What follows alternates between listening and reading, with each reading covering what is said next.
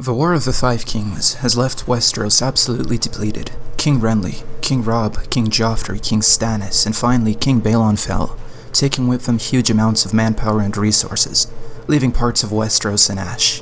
Meanwhile, beyond the wall, the Wildlings and the Night's Watch and their endless fighting have provided massive amounts of manpower to the ultimate enemy, the Night King. Years passed, and good trained men fell left and right. The Martells, the Tyrells, the Boltons, and many of the Freys joined their ancestors in the crown.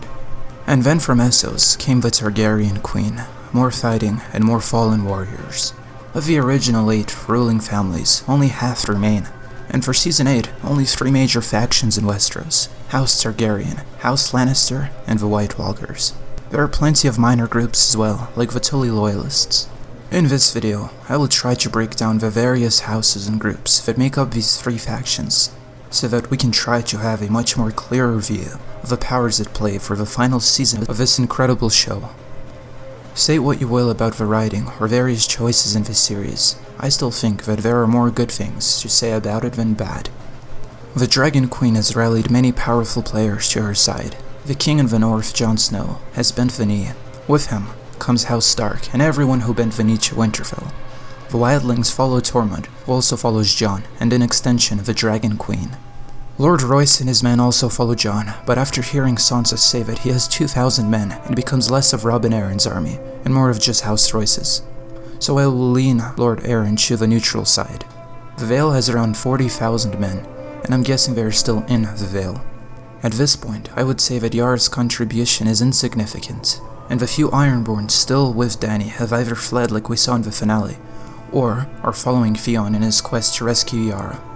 The Greyjoy faction following the Targaryens is pretty much non-existent at this point. When Dany executed Lord Randall and his son Dickon Tarly, we saw the Evermen kneel. Now, I'm not saying this as a fact, but I'm almost certain that at least some of the men in this group were lords of the Westerlands and the Reach. It would be impossible to tell from which houses they hailed from, but I will say that Dany has the support of various Reach and Westerlander lords, and whatever houses were sworn to them. In Essos, Dario Naharis and the Second Sons hold the Bay of Dragons, and whatever forces Dany could have recruited to help her control the slaver cities. Gendry, son of Robert Baratheon, also fights with Jon. However much Dany dislikes the Baratheons, giving Gendry the Baratheon name could grant her Storm's End and any Baratheon loyalists still left manpower that will be needed to fight against Cersei Lannister. The Iron Throne still holds most of the Westerlands and most of the Crownlands. King Euron, who leads the Iron Islands, also fights for the Queen, and the Iron Bank of Bravo supports her through the Golden Company. The Golden Company was founded by House Blackfyre, who are centuries-old enemies of the Targaryens. But Euron wants the Iron Throne, and I suspect that he may betray Cersei the moment things go bad. A Lannister army has also been sent north to help keep the peace in the Riverlands and hold Riverrun, but I don't think that they will last long. As we saw in Season 6, there are many warriors still loyal to House Tully of Riverrun. The fate of Lord Edmure is unknown. I couldn't even tell if his dungeon was at the Twins or Casterly Rock. However, almost none in the Riverlands like the Fraser Lannisters, especially the Western Riverlanders, who have bad history with the Iron Islands, and have even more reasons to hate the Iron Throne, now that it has sided with an Ironborn king. My guess is that the many lords will raise their drawbridges and openly rebel, and the less brave lords will ambush and cause attrition to the Lannister army in the Riverlands. They may even welcome the help of Robb and Aron, whose mother was the daughter of Hoster Tully, Lord Paramount of the Riverlands. The rest will either keep to themselves, plot to capture Riverrun from the ruined Freys, or declare for the Kingdom of the North. I honestly don't even know where to begin with Dorne. At this point, there is just about zero information on it. So I'm guessing the Dornish houses will either sit out the winter, declare for the Dragon Queen as revenge against the Lannisters, or fall into civil war so that a new house can rule Dorne. I just don't know.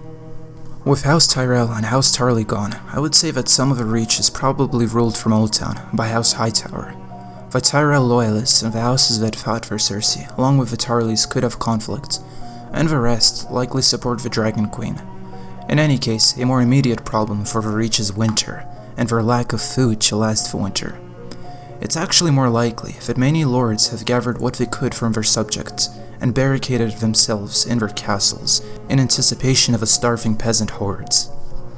Lord Robin Arryn, Warden of the East, still holds the Vale with full strength. Except for the men that Lord Royce took north, the Vale is almost entirely untouched. That they will also be occupied with preparing for winter and waiting it out behind their bloody gates. Without the manipulation of Lord Baelish, I don't think there will be chaos in the Vale, besides a few ambitious houses hoping to take the area. The Night's Watch and the Wildlings have just suffered the biggest blow of them all with the fall of Eastwatch. Perhaps they will wait for most of the undead to pass before attempting to fight and bottleneck the breach, but their attempts will have minimal effect. The Night King will probably send some of his White Walkers to take a few white hordes west along the wall, and clean up any Wildlings and Night's Watch still alive. Things aren't looking good for them, and they will only get worse. While I don't think that there will be any major plots in Essos on this show, there is still a colossal power vacuum now that the Dothraki have left. The eastern three cities will have time to flex their strength and conquer new lands, expanding and reclaiming ancient territory that the Dothraki took ages ago. The men of Ype might sail south to conquer their lost colonies, without fear of Dothraki coming to destroy them. There will also be a portion of Westerosi merchants, nobles, and others who may have decided to flee Westeros altogether. Maybe things go really bad, and the army of the dead ends up steamrolling the Seven Kingdoms. The Andals of the Vale may cross the Narrow Sea, and return to Andalos for ancestral origin in Essos. Since the original Andalos is non-existent, they will have to reconquer their land and rebuild their cities there. And finally, the army of the dead. They don't care about houses or alliances. They're simply coming to kill everything. A colossal horde of undead humans, giants, perhaps some long-forgotten ancient beings, and an undead dragon.